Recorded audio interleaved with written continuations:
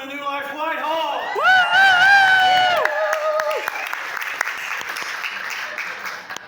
This is a wonderful place to be, and it just is my thrill to be a part of our family here. Is it yours? Yeah. Amen. Well, you know, last week we discussed Isaiah chapter 40, and the focus was on our great God of comfort. Isaiah chapter 40 verse 27 says, "Why do you say, O Jacob, and speak, O Israel?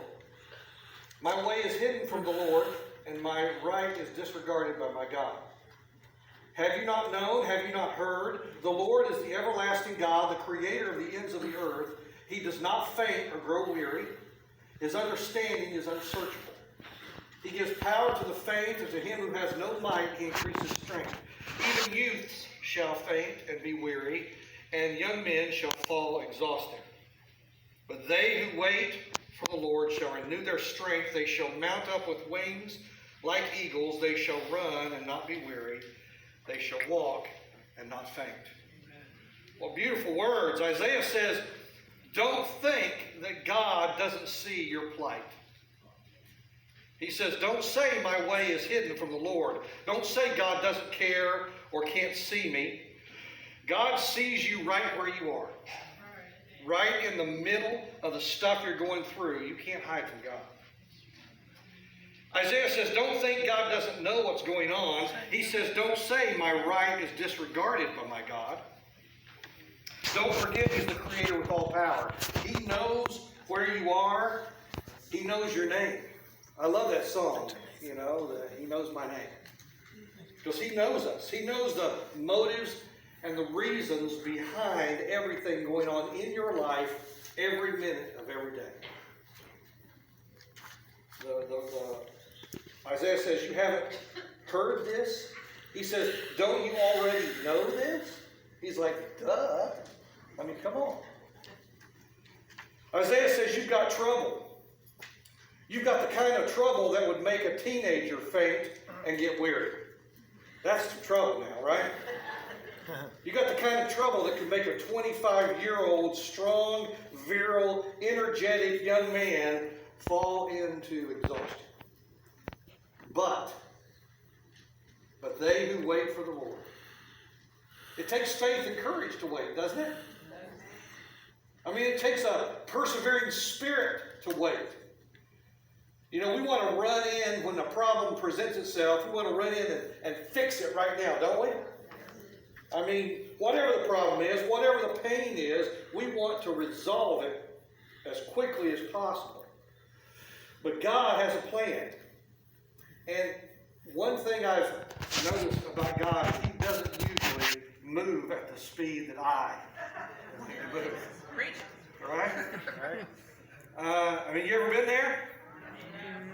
I mean, so often we have to wait for God to do what only God can do. God says, just hang on, I know what you need.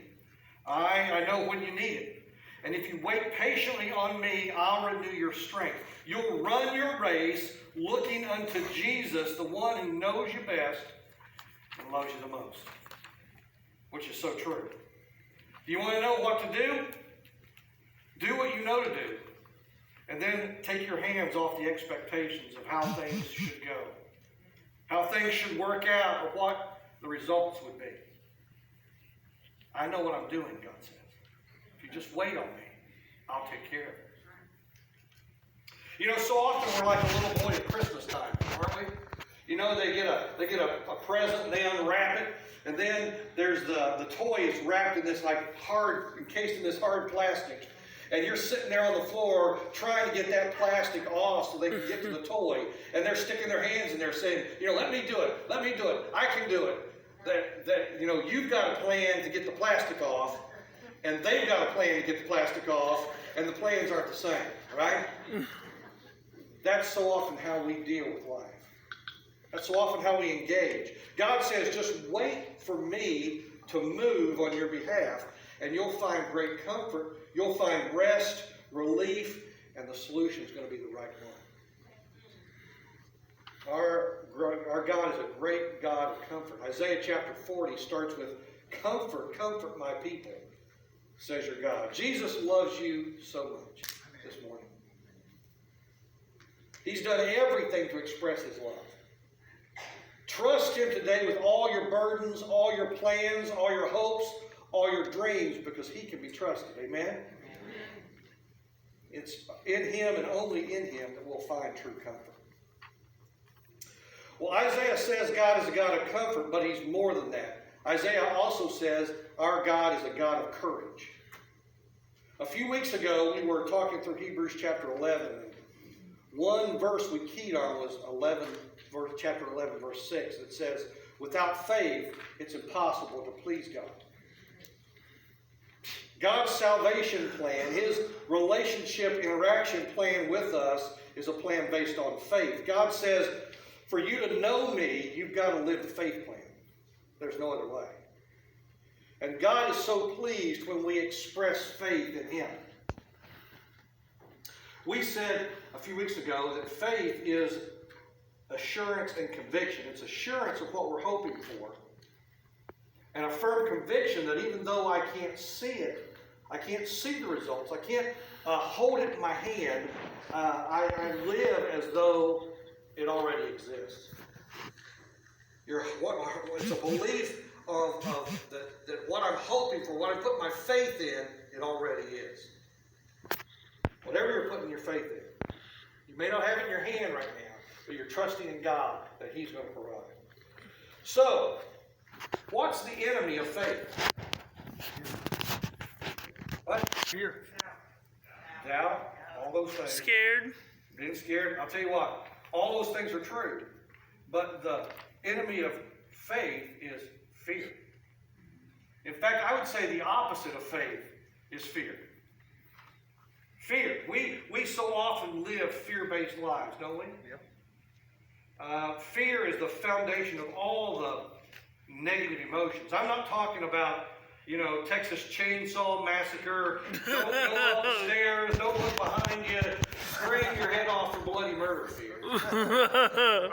That's not what I'm talking about. What I'm talking about is that feeling of agitation or concern, a feeling of anxiety caused by a perceived presence of real or negative results.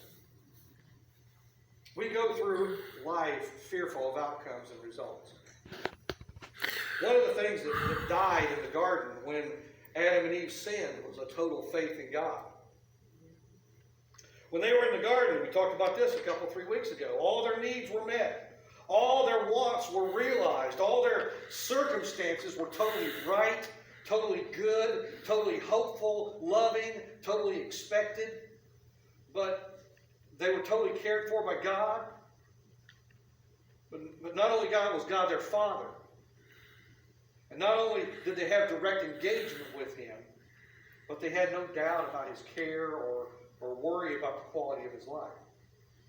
A 5-year-old kid should have no concern about the rent being paid. Right? No concept about what it means to have a job. Or pay the bills or buy the groceries. A 5-year-old kid gets up in the morning from their bed not knowing how it got there. They put on clothes, they have no real clue about how they got them. They play with toys that they were given. They eat food with no idea of the effort to buy it. They live to play.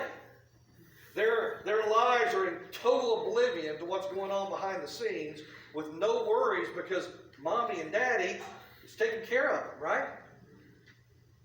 They have complete and utter trust in mommy or daddy. They exhibit the kind of faith in their parents that God desires us to exhibit in him. No worry, no doubt, no concern, just total trust and dependence. But we live consumed by fear. We fear for our jobs. Can we keep them? We fear for our kids. Are they safe? Are they not doing drugs? We fear for our ability to pay the bills. Is there going to be enough money at the end of the month to pay the bills? We fear for our health. Am I going to get cancer?